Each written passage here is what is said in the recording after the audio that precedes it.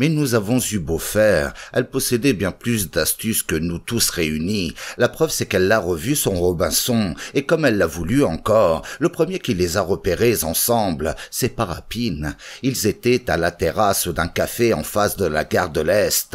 Je m'en doutais déjà, moi, qu'ils se revoyaient, mais je ne voulais plus avoir l'air de m'intéresser du tout à leur relation. Ça ne me regardait pas, en somme. Il s'acquittait de son service de l'asile, pas mal du tout d'ailleurs, aux paralytiques, un boulot ingrat au possible, à les décrotter, les éponger, les changer de linge, les faire baver. Nous n'avions pas à lui en demander davantage.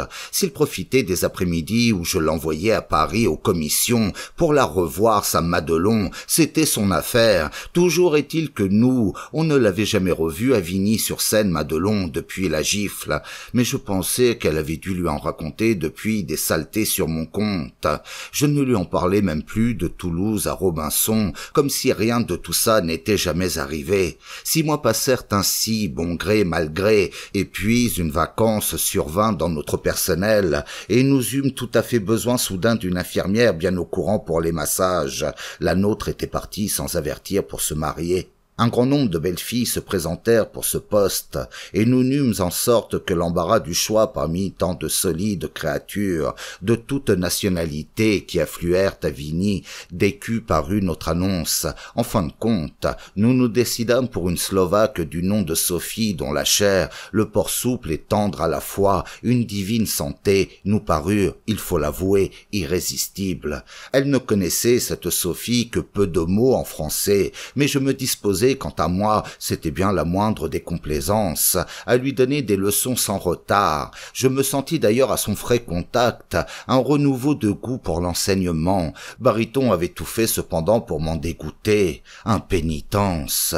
Mais quelle jeunesse aussi, quel entrain, quelle musculature, quelle excuse, élastique, nerveuse, étonnante au possible. Elle n'était diminuée, cette beauté, par aucune de ces fausses ou véritables pudeurs qui gênent tant les conversations trop occidentales. Pour mon compte et pour tout dire, je n'en finissais plus de l'admirer. De muscles en muscles, par groupes anatomiques, je procédais. Par versant musculaire, par région. Cette vigueur concertée mais déliée en même temps, répartie en faisceaux fuyants et consentants tour à tour, au palpé, je ne pouvais me lasser de la poursuivre, sous la peau veloutée, tendue, détendue, miraculeuse.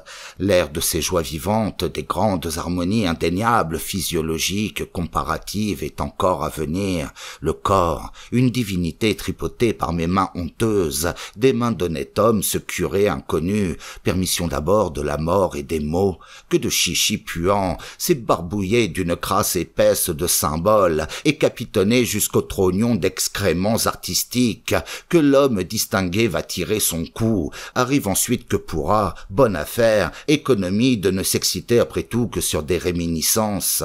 On les possède, les réminiscences, on peut en acheter des belles et des splendides une fois pour toutes, des réminiscences. La vie c'est plus compliqué, celle des formes humaines surtout, atroce aventure, il n'en est pas de plus désespéré, à côté de ce vice des formes parfaites, la cocaïne n'est qu'un passe-temps pour chef de gare. Mais revenons à notre Sophie. Sa seule présence ressemblait à une audace dans notre maison boudeuse, craintive et louche. Après quelque temps de vie commune, nous étions certes toujours heureux de la compter parmi nos infirmières, mais nous ne pouvions cependant nous empêcher de redouter qu'elle se mette à déranger un jour l'ensemble de nos infinies prudences, ou prenne simplement soudain un beau matin conscience de notre miteuse réalité. Elle ignorait encore la somme de nos croupissants sans abandon, Sophie, une bande de ratés. Nous l'admirions vivante auprès de nous, rien qu'à se lever, simplement venir à notre table, partir encore. Elle nous ravissait, et chaque fois qu'elle effectuait ces si simples gestes, nous en éprouvions surprise et joie. Nous effectuions comme des progrès de poésie, rien qu'elle admirait, d'être tellement belle et tellement plus inconsciente que nous. Le rythme de sa vie jaillissait d'autres sources que les nôtres. rampante pour toujours les nôtres, baveuse, cette force allègre, précise et douce à la fois qui l'animait, de la chevelure aux chevilles, venait nous troubler, nous inquiéter d'une façon charmante. Mais nous inquiéter, c'est le mot, notre savoir hargneux des choses de ce monde, boudait plutôt cette joie si l'instinct y trouvait son compte, le savoir toujours là, au fond peureux, réfugié dans la cave de l'existence, soumise au pire par habitude, par expérience.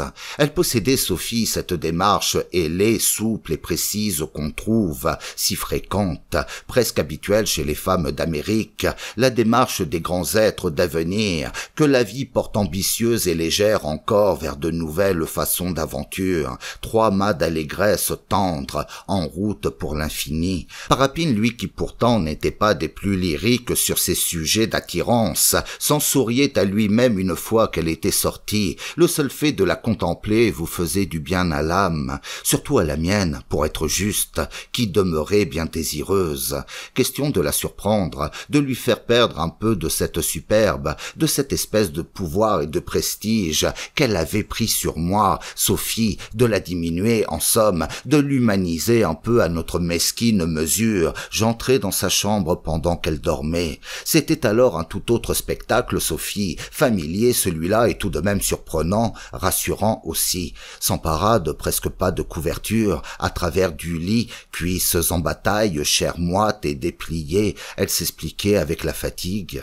Elle s'acharnait sur le sommeil, Sophie, dans les profondeurs du corps, elle en ronflait. C'était le seul moment où je la trouvais bien à ma portée, plus de sorcellerie, plus de rigolade, rien que du sérieux. Elle besognait comme à l'envers de l'existence, à lui pomper de la vie encore, goulue qu'elle était dans ces moments-là, ivrogne même à force d'en reprendre. Fallait la voir après ces séances de roupillon, toute gonflée encore, et sous sa peau rose les organes qui n'en finissaient pas de s'extasier. Elle était drôle alors, et ridicule comme tout le monde. Elle en titubait de bonheur pendant des minutes encore, et puis toute la lumière de la journée revenait sur elle, et comme après le passage d'un nuage trop lourd, elle reprenait glorieuse, délivrée, son essor. On peut baiser tout ça, c'est bien agréable de toucher ce moment où la matière devient la vie, on monte jusqu'à la plaine infinie qui s'ouvre devant les hommes, on en fait ouf, et ouf, on jouit tant qu'on peut dessus, et c'est comme un grand désert. Parmi nous, ses amis, plutôt que ses patrons, j'étais, je le crois, son plus intime. Par exemple, elle me trompait régulièrement, on peut bien le dire, avec l'infirmier du pavillon des agités, un ancien pompier, pour mon bien qu'elle m'expliquait, pour ne pas me surmener à cause des travaux d'esprit que j'avais en route, et qui s'accordaient assez mal avec les accès de son tempérament à elle. Tout à fait pour mon bien, elle me faisait cocu à l'hygiène, rien à dire. Tout cela ne m'aurait donné en définitive que du plaisir, mais l'histoire de Madelon me restait sur la conscience. J'ai fini un beau jour par tout lui raconter à Sophie, pour voir ce qu'elle en dirait. Ça m'a délivré un peu de lui raconter mes ennuis. J'en avais assez, c'était vrai, des disputes à n'en plus finir et des rancunes survenues à cause de leurs amours malheureuses. Et Sophie fut tout à fait de mon avis à cet égard. Amis comme on avait été ensemble, Robinson et moi, elle trouvait, elle, qu'on devrait tous se réconcilier, tout simplement, tout gentiment et le plus tôt possible. C'était un conseil qui partait d'un bon cœur. Ils en ont beaucoup des bons cœurs comme ça en Europe centrale. Seulement, elle n'était pas très au courant des caractères et des réactions des gens de par ici. Avec les meilleures intentions du monde, elle me conseillait tout à fait de travers. Je m'en suis aperçu qu'elle s'était trompée, mais trop tard. Tu devrais la revoir, Madelon, qu'elle m'a conseillé. Ça doit être une gentille fille, au fond, d'après ce que tu me racontes. Seulement toi, tu l'as provoquée et tu as été tout à fait brutal et dégoûtant avec elle. Tu lui dois des excuses et même un joli cadeau pour lui faire oublier. Cela se faisait ainsi les choses dans son pays. En somme, des démarches très courtoises qu'elle me conseillait, mais pas pratiques. Je les ai suivis, ces conseils, surtout parce que j'entrevoyais au bout de tous ces chichis, de ces approches diplomatiques et de ces flaflas, une petite partie carrée possible qui serait alors tout ce qu'il y aurait de distrayante, rénovante même. Mon amitié devenait, je le note avec peine, sous la pression des événements et de l'âge, sournoisement érotique, trahison. Sophie m'aidait sans le vouloir à trahir dans ce moment-là. Elle était un peu trop curieuse pour ne pas aimer les dangers Sophie, une nature excellente, pas protestante pour un sou, et qui ne cherchait à diminuer en rien les occasions de la vie, qui ne s'en méfiait pas par principe. Tout à fait mon genre. Elle allait encore plus loin. Elle comprenait la nécessité des changements dans les distractions du derrière, dispositions aventureuses, foutrements rares, il faut en convenir, parmi les femmes. Décidément, nous avions bien choisi. Elle aurait désiré, je trouvais cela bien naturel, que je puisse lui donner quelques détails sur son physique à Madelon. Elle redoutait de paraître maladroite auprès d'une Française, dans l'intimité, à cause surtout du grand renom d'artistes dans ce genre qu'on leur a constitué aux Françaises à l'étranger. Quant à subir en même temps Robinson par-dessus le marché, c'était bien pour me faire plaisir qu'elle y consentirait. Il ne l'excitait pas du tout Robinson, qu'elle me disait, mais somme toute, nous étions bien d'accord, c'était le principal. Bien. J'ai attendu un peu, qu'une bonne occasion se présente pour en toucher deux mots de mon projet de réconciliation générale à Robinson, un matin qu'à l'Économa il était en train de recopier les observations médicales sur le grand livre. L'instant m'a paru opportun pour ma tentative et je l'ai interrompu pour lui demander bien simplement ce qu'il penserait d'une démarche de ma part auprès de Madelon afin qu'on oublie le récent violent passé. Et si je ne pourrais pas par la même occasion lui présenter Sophie, ma nouvelle amie? Et puis enfin, s'il ne pensait pas que le moment était venu pour tous de nous expliquer une bonne fois gentiment.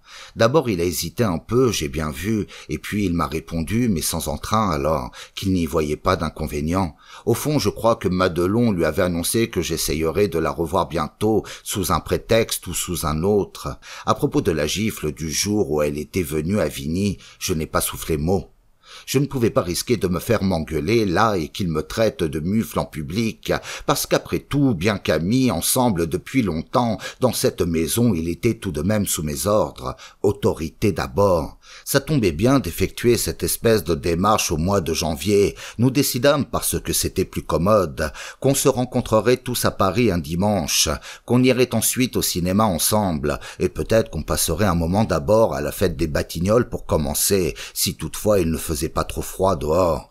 Il avait promis de l'emmener à la fête des Batignolles. Elle raffolait des fêtes foraines, m'apprit-il, Madelon. Ça tombait bien. Pour la première fois qu'on se revoyait, ça serait mieux si ça se passait à l'occasion d'une fête.